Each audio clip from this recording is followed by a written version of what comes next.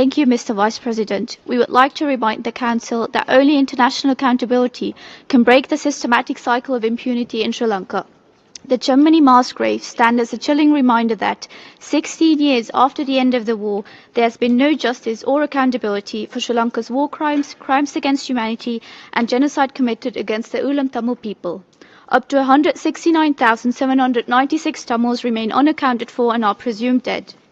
While the current government has placed emphasis on addressing economic crimes, it has made no meaningful progress on accountability for Sri Lanka's mass atrocity crimes. It has failed to repeal the Prevention of Terrorism Act and continues to repress dissent. Human rights defenders and journalists, such as Kumanan Kanabadipilla, continue to face surveillance and intimidation, being subjected to hours of interrogation by the Counter-Terrorism Investigation Department. Moreover, militarization and the signalization of the Northeast persist. Like previous governments, the current administration uses the term reconciliation while failing to take genuine steps to make it a reality.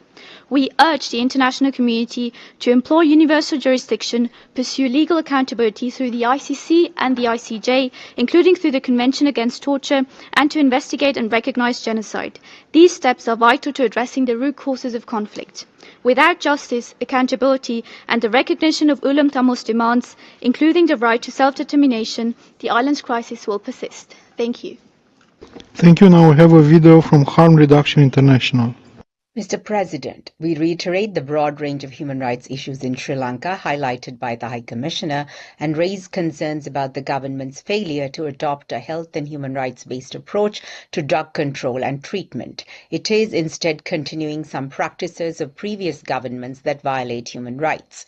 We draw your attention to the use of the military in drug control operations, laws that allow compulsory drug treatment, the imprisonment of drug users resulting in prison overcrowding, deaths in custody of persons arrested for drug offences, the existence of the death penalty for drug offences, and statements by government officials that they are exploring the implementation of the death penalty. Mr. President, we urge the government of Sri Lanka to adopt a human rights and health-centred approach to drug laws and policies, which requires substantive legal, policy and practice reforms based on consultations with experts and affected persons. We call upon the Office of the High Commissioner to conduct due diligence to ensure that the engagement of all UN agencies on this issue is in accordance with human rights principles. We also urge the High Commissioner to reiterate to donors who support programs in Sri Lanka to abide by the do no harm principle and adhere to human rights standards. Thank you. Now I give the floor to Franciscans International.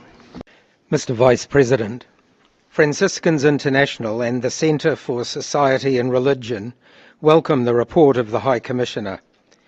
We commend the High Commissioner's recommendations on accountability. This is the moment for the Sri Lankan government to finally deliver results on investigations and prosecutions into the 2019 Easter Sunday attacks. Actual casualty numbers are yet to be confirmed 6 years later. The victims and their family members are still waiting for justice to be delivered. The ongoing investigations have not succeeded in prosecuting the alleged masterminds, including the former director of the State Intelligence Service. Despite the promises of accountability, critical reports regarding the attacks remain undisclosed to the public, raising serious concerns about transparency and justice. Therefore, we urge the government of Sri Lanka to make publicly available the full report submitted by all committees investigating the Easter Sunday attacks, to implement the recommendations of the Presidential Commission of Inquiry report and the Parliamentary Select Committee report, to expedite all legal cases related to the Easter Sunday attacks, so that alleged criminals are held accountable and responsible for their actions.